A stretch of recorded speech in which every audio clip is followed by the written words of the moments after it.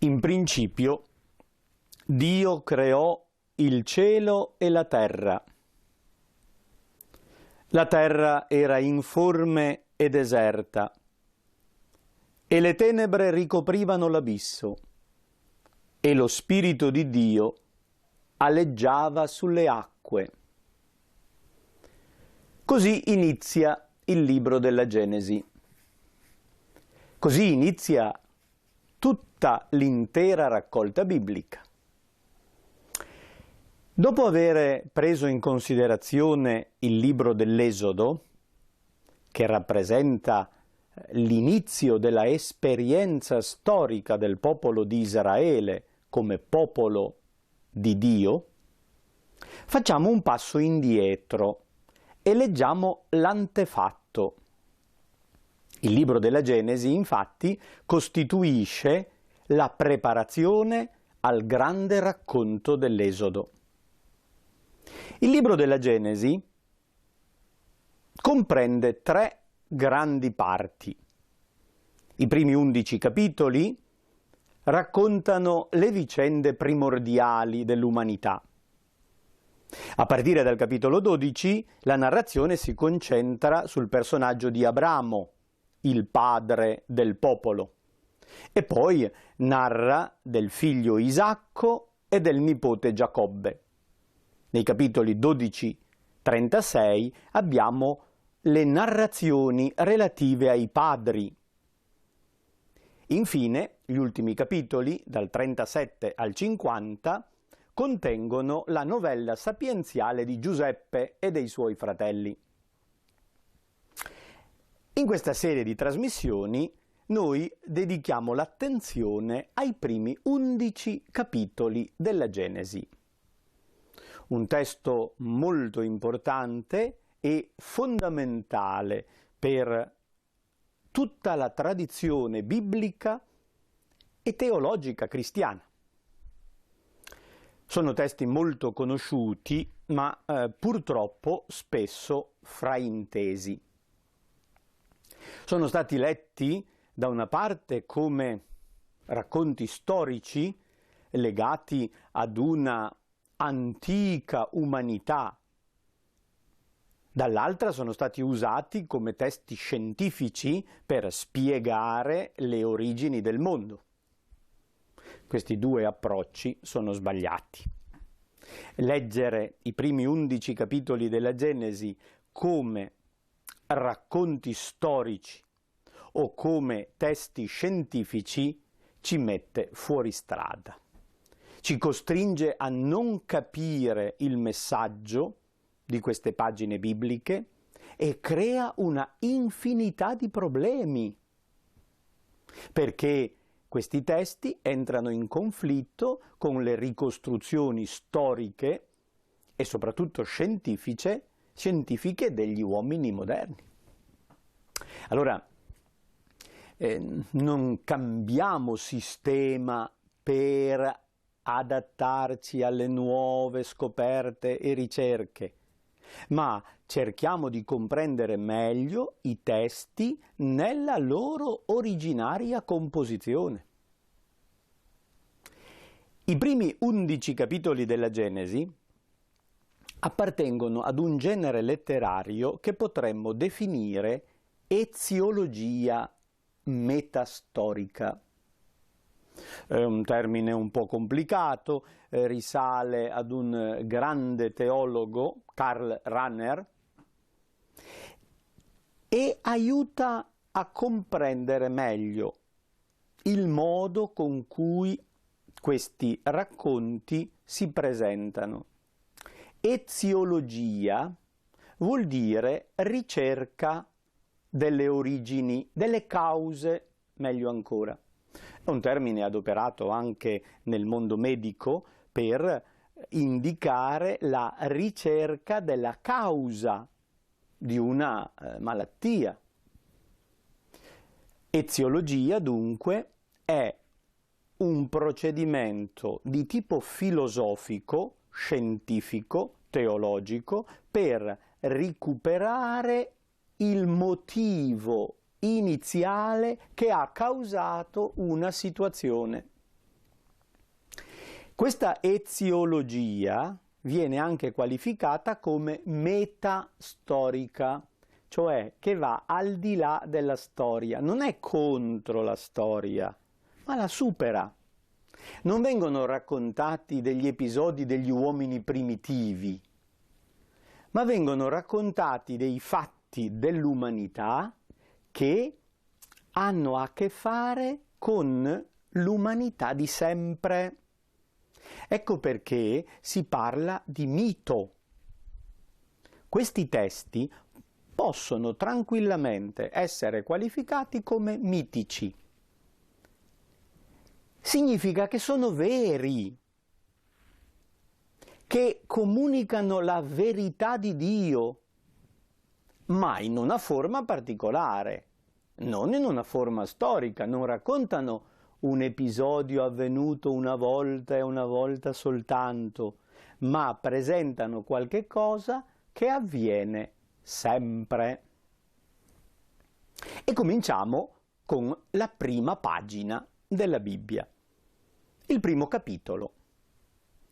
È un testo di tipo sacerdotale, cioè appartiene alla corrente dei Leviti del Tempio di Gerusalemme, discendenti di Mosè, custodi delle antiche tradizioni, legati all'ambiente del culto, della liturgia, della celebrazione rituale nel Tempio. Questo movimento sacerdotale, dopo aver conservato le norme tecniche, pratiche legate al culto, si impegnò anche in una produzione letteraria sulla storia del mondo durante l'esilio in Babilonia. Proviamo a riassumere a grandi linee la vicenda del popolo di Israele. L'Esodo è ambientato intorno al 1200 avanti Cristo. L'epoca di Davide e della conquista della terra con capitale Gerusalemme si colloca intorno al 1000. 5 secoli dopo, nel 586, Gerusalemme viene conquistata dai babilonesi, distrutta. Il tempio è raso al suolo e gran parte della popolazione deportata in Babilonia. Sembra tutto finito. Durante questi anni dell'esilio babilonese, i sacerdoti superstiti sono gli animatori della speranza di Israele e conservano la memoria di quello che è stato e vogliono insegnare al popolo una corretta interpretazione di tutta la vicenda storica. E allora presentano alcuni quadri sintetici. Il primo di questi quadri emblematici è proprio il primo capitolo della Genesi. Non è veramente un racconto della creazione, ma piuttosto un inno che celebra il Creatore ed è strettamente legato alla festa del sabato, cioè allo schema del tempo ritmato in settimane, e ogni 7 giorni l'ultimo è il giorno di Shabbat, in cui si cessa di lavorare. È il giorno della libertà e del riposo. Avendo di mira l'insegnamento liturgico sul sabato e morale sul riposo, l'autore sacerdotale costruisce un poema in cui narra la creazione ritmandola in 6 giorni. lasciando il settimo come momento di compimento finale e di riposo celebrativo. È uno schema. L'autore sceglie come schema narrativo la settimana liturgica. Sceglie come procedimento il sistema del comando. Dio ordina e le cose avvengono secondo il comando di Dio. L'autore ha una immagine cosmologica del suo tempo. Immagina che la Terra sia piatta, appoggiata su colonne che costituiscono i basamenti della Terra. All'estremità ci sono le colonne del cielo, le grandi montagne che sorreggono la cupola, il firmamento. Noi continuiamo ad operare questa parola pensando che voglia dire semplicemente insieme delle stelle, ma la parola firmamento ha la radice di firmo, fermo, solido. È una immagine che gli antichi avevano del cielo come una grande volta, una cupola di cristallo, solidissima, firmamento, appunto. Cioè una calotta trasparente che sorregge le acque di sopra. Che ci sia un oceano superiore, agli antichi sembrava evidente. Il cielo ha lo stesso colore del mare. Dal cielo viene l'acqua, quindi vuol dire che sopra c'è acqua.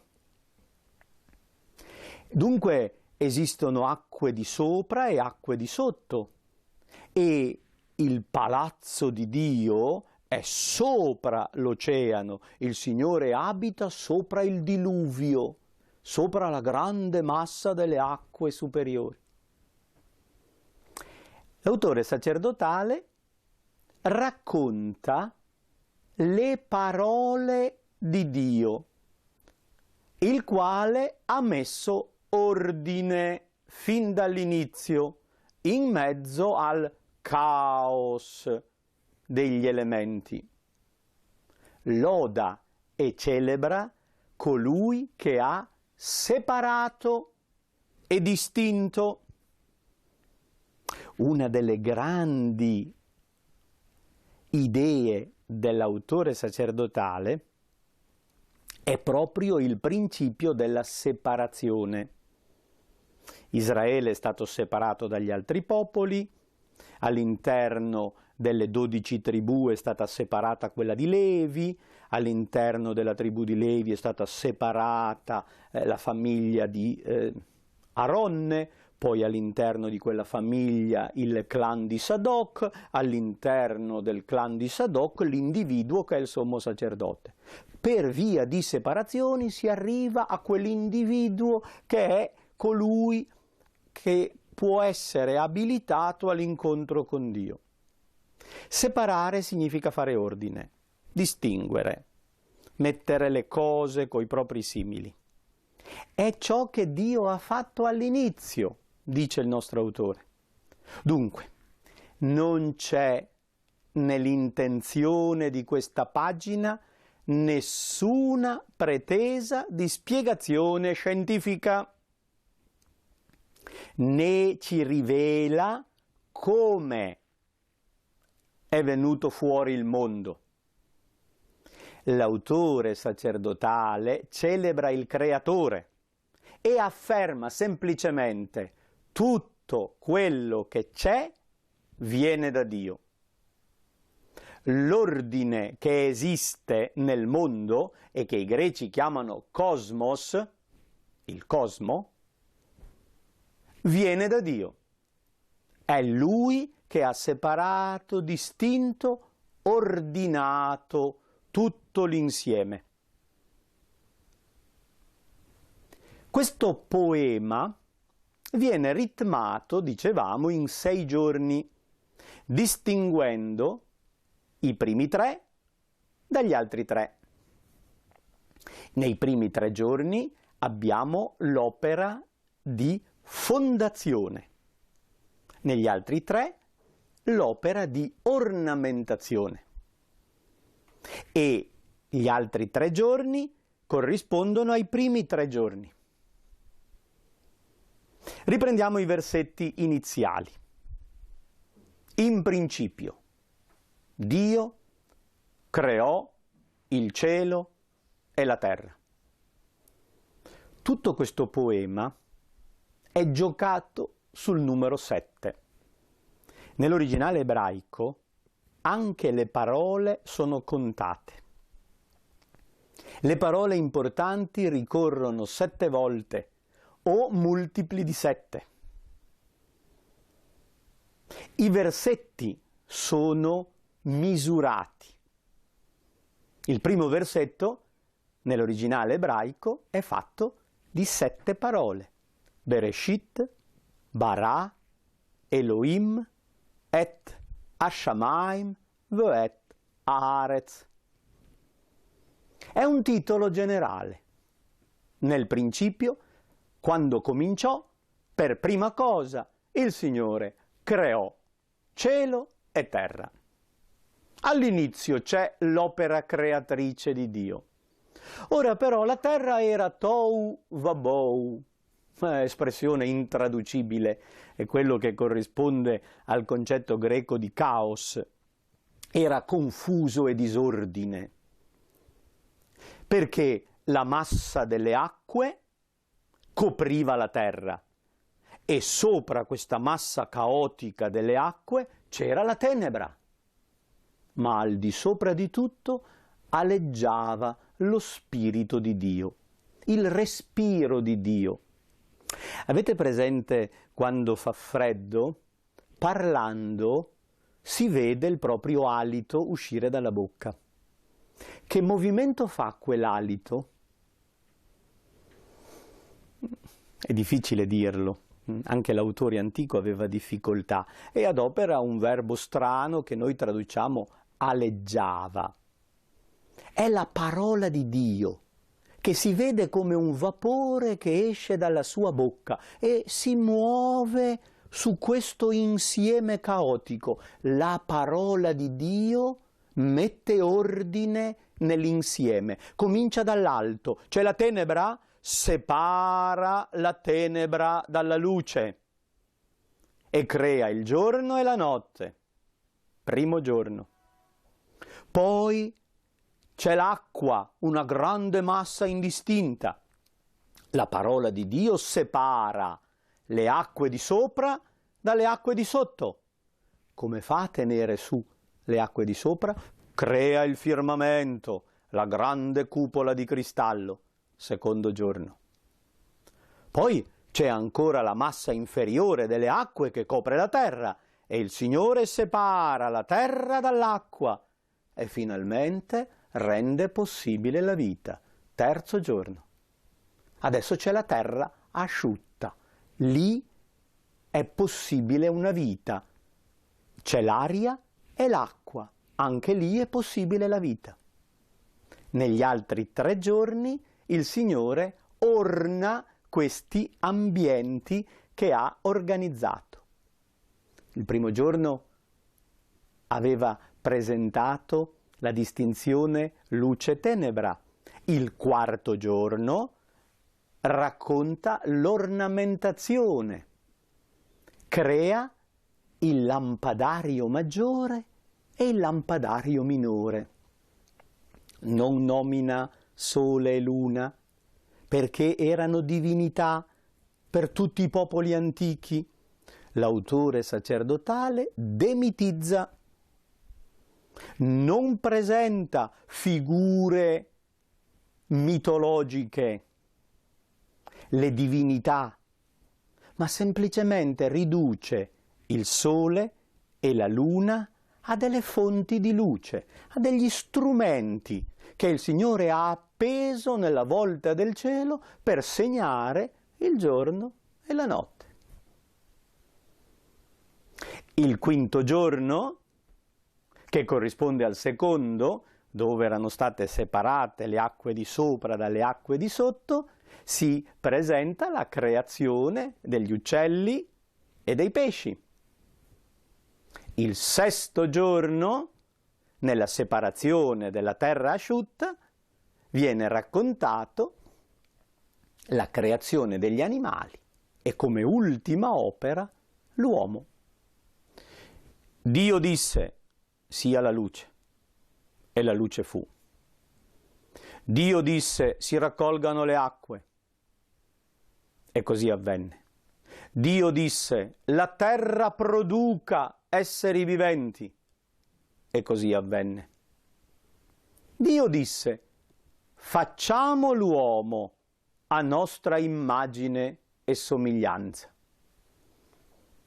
Il vertice del racconto presenta una parola diversa, una esortazione: facciamo l'uomo. Perché un plurale? Dio sta parlando con se stesso in modo esortativo. La tradizione patristica vi ha visto un riferimento al dialogo trinitario. Le tre persone divine si esortano a vicenda a fare l'uomo sul modello della comunità divina. Gli autori moderni vi leggono un'esortazione implicita che Dio fa all'uomo. Dice all'umanità: facciamo l'uomo, dammi una mano per poter creare l'uomo.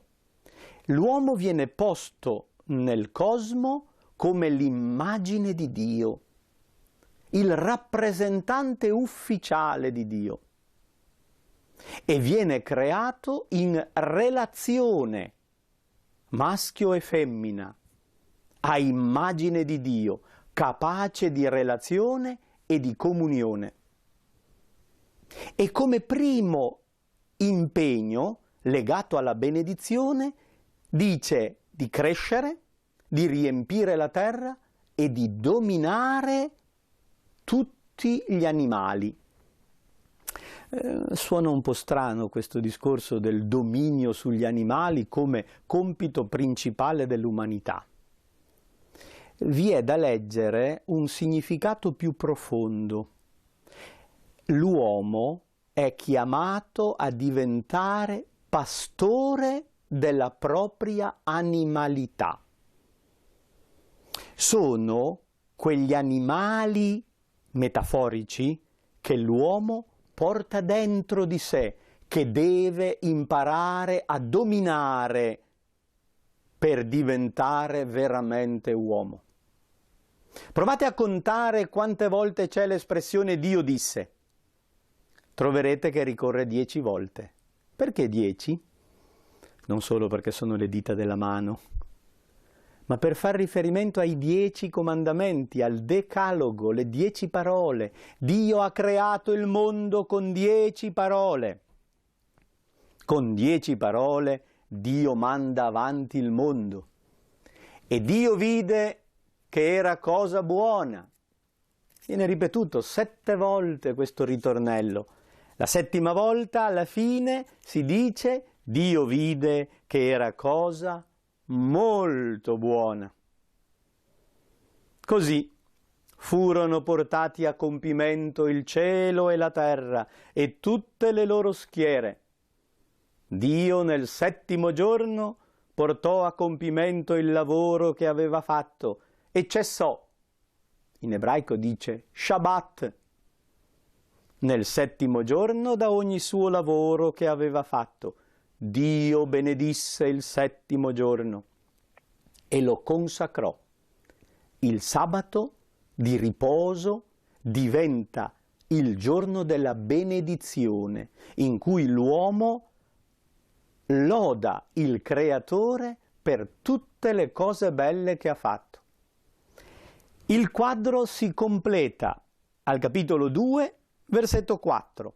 Queste sono le origini del cielo e della terra, quando furono creati. Tutto molto bello, tutto perfettamente in ordine. Ma corrisponde proprio al mondo che conosciamo noi? L'autore sacerdotale si ferma qui, ma la Bibbia continua col secondo capitolo, che riprende il discorso e lo integra. Ma lo vedremo la prossima volta.